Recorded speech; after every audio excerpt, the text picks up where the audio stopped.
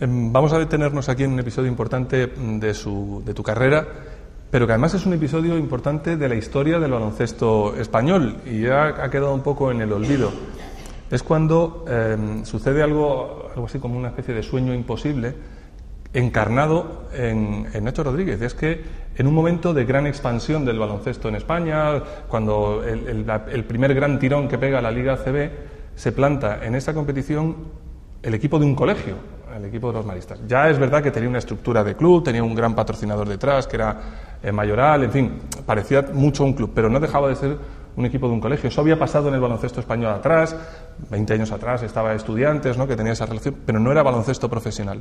En ese momento sí ya eran jugadores profesionales, y digo que tú encarnabas un poco ese sueño imposible porque el tuyo era el caso más claro de la transición del colegio a la ACB, del colegio a la ACB con 18 años o quizá con algo menos cuando debutaste, ¿no? Sí, sin duda, fue un acontecimiento. Yo recuerdo que era juvenil y estábamos en el colegio y seguimos a la trayectoria del primer equipo y subió a la Liga ACB, y el año siguiente pues yo era junior el primer año y lo que comentas es así, ¿no? De jugar en el colegio, pues el ascenso a la ACB, nos tuvimos que cambiar de pabellón porque no era un pabellón frontón muy pequeñito y la reglamentación no permitía, entonces fuimos a jugar a Carranque, pero bueno, toda la afición, todo el colegio iba a vernos a Carranque, ¿no? Pero sí que fue un boom porque era bueno competir ver a un colegio que prácticamente unos años anteriores jugaba pues contra equipos de segunda división, pues verlo contra el Real Madrid, contra el Barcelona, contra equipos así,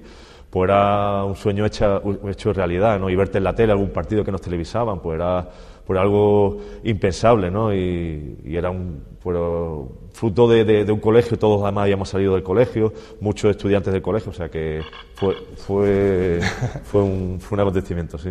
¿En ese momento empezaste a pensar que podías ganarte la vida en el baloncesto? No, ni mucho menos, ¿No? ni mucho menos. Vamos, mi sueño era cumpliendo etapas, que era, pues no sé, debutar en la ACB. Me acuerdo que además ganamos el primer partido el primer equipo iba ganando de 40 puntos, el primer partido de la Liga ACB, entonces de buena primera entrenador pues me dice de jugar, ¿no? Y para mí aquello era lo máximo, ¿no?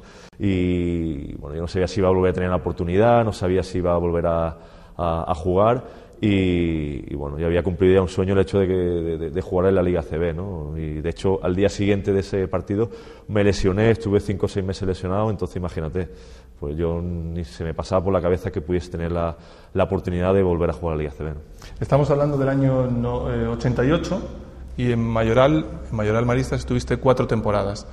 Vamos a recordar algún episodio interesante de aquella etapa en la que coincidiste además en ese equipo tan peculiar, con pocos centímetros, ¿no? Casi nadie rebasaba los 2 metros, y con esa pareja de americanos, de Mike y Ray Smith, que dejaban a todo el mundo asombrado por esa manera que tenían tan peculiar de jugar, ¿no? Sí, era un espectáculo. Yo en 20 años no he visto una pareja, he visto jugadores espectaculares, pero el estilo de juego que teníamos y el estilo de juego de estos dos americanos, de Mike y Ray, pues yo creo que no se han repetido en 20 años, ¿no? Eran jugadores capaces de coger un rebote, de llevar el balón, lo que decimos en el baloncesto, de coast to coast, de campo a campo, y meter canasta, meter triples, tapones, terminar partidos pues con cada uno de ellos, ¿no? Con 35 puntos, 20 rebotes, 5 tapones, y después los demás pues que ayudaban, ¿no? Con defensa agresiva. Era un baloncesto espectacular, diferente, pero también era la única manera que teníamos para hacerle frente al resto de los equipos, ¿no? Claro. ¿Mantienes alguna relación con ellos, con Mike o con Ray Smith? Sí, bueno, lo he visto en varios actos. En mayo, pues Mike asistió a un acto de Unicaja y, bueno, de vez en cuando sí que tengo contacto con ellos. Sí. Pero en todo caso, aquella etapa tan bonita y tan peculiar acabó ya un poco por la fuerza de la naturaleza, de la economía, de la realidad de la economía, que condujo a la fusión de los 2 equipos de Málaga, vamos a llamar la fusión, y el nacimiento del Unicaja, que sí se fija en ti para continuar y para convertirte en una pieza clave de ese nuevo proyecto. Nos hemos situado ya en el año 1992. Sí, la verdad que fue un año importante, porque además hubo cierta polémica en Málaga, ¿no? Por el tema de la fusión, gente que estaba a favor, que estaba en contra, pero bueno, en mi caso yo fui un privilegiado y un afortunado, porque contaron conmigo para esa fusión. Fue de los pocos jugadores que me reincorporé al gran club que se creó, y bueno, el objetivo de ese club era hacer un club grande, no que hubiese una rivalidad entre dos equipos, sino que la rivalidad pues se trasladara de la ciudad al resto de clubes de la Liga ACB. Y bueno, yo creo que los años demostraron que estuvo bien hecha, y yo fui un privilegiado, como te decía antes, por participar de ese equipo, de ese proyecto de Málaga, ¿no?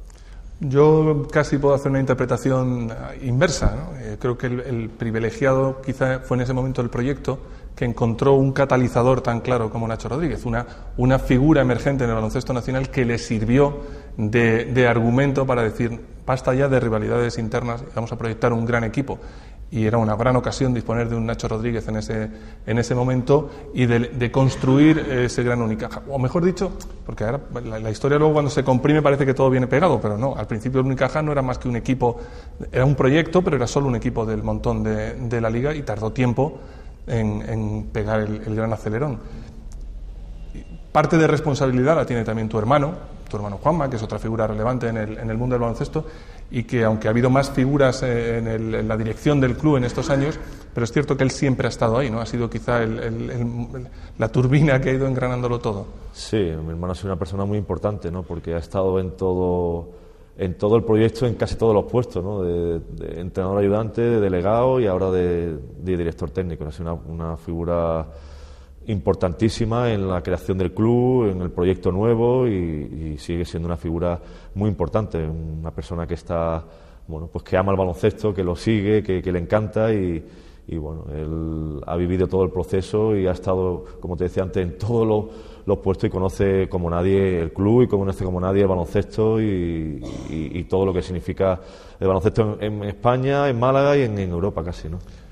Las ideas estaban en su cabeza, en la suya y en la de otras personas, sabían a dónde quería ir, pero había que llegar a todo poco a poco, y al principio pues no era fácil. Se exprimió aquel Unicaja al máximo de su rendimiento hasta que llegó aquel otro momento culminante. El Unicaja consigue llegar a la final de la ACB, quizá una de las mejores finales de la historia de la ACB, aquel Barcelona-Unicaja 5 partidos, y aquel momento que como tantos que será recordado en la historia del deporte, de lo que pudo ser y no fue por nada, que fue aquel triple de Ansley que no llegó a entrar y que fue la diferencia entre el que el Unicaja hubiera sido campeón y que finalmente no lo fuera en aquel momento. Sí, fue un momento... ¿Cómo recuerdas todo aquello? Pues yo lo recuerdo como un fenómeno social en Málaga, y lo he dicho, siempre lo he dicho, ¿no? Yo creo que hubo un antes y después en Málaga y en el baloncesto español, porque después de eso vinieron, bueno, equipos como el TDK o proyectos como el TAU. Pero bueno, en aquella época estaba todo centralizado en Barcelona, Madrid, Juventud, y no había nadie que le plantara cara, ¿no? Y de buena primera llegó un equipo como era Unicaja, con gente además de Málaga, con gente de la cantera, con jugadores extranjeros semi desconocidos, y bueno, le plantamos cara en 5 maravillosos partidos a todo un equipazo como el Barcelona, ¿no? Y fue un boom, y yo lo recuerdo pues como todo el mundo, ¿no? Que todo el mundo siempre me comenta lo del triple famoso de Ansley, ¿no? Fue una pena. ¿Tú miraste o no miraste? Yo sí miré, porque estaba al lado y sí que miré, ¿no? Además porque me vino el rebote largo para intentar tirar otra vez, pero no había tiempo, ¿no? Pero sí que estaba metido en el partido y sí que miré. Fue una pena, porque yo creo que fue una decisión acertada. Mike estaba, bueno, en aquel partido estaba muy acertado, una jugada que no era nueva para él, que lo había hecho, había metido 2 triples además en ese partido, y bueno, fue una pena, pero bueno, quizá no en la historia no aparezcamos como campeones, pero el recibimiento que nos dio aquel día, no solo aquel día, sino en las semifinales, que era la primera vez que el club accedió a unas semifinales, al meternos en la final, y el quinto partido cuando regresamos de Barcelona en el aeropuerto fue impresionante, ¿no? Y fuimos campeones morales, y hay un antes y un después después de esa final, ¿no? Permíteme que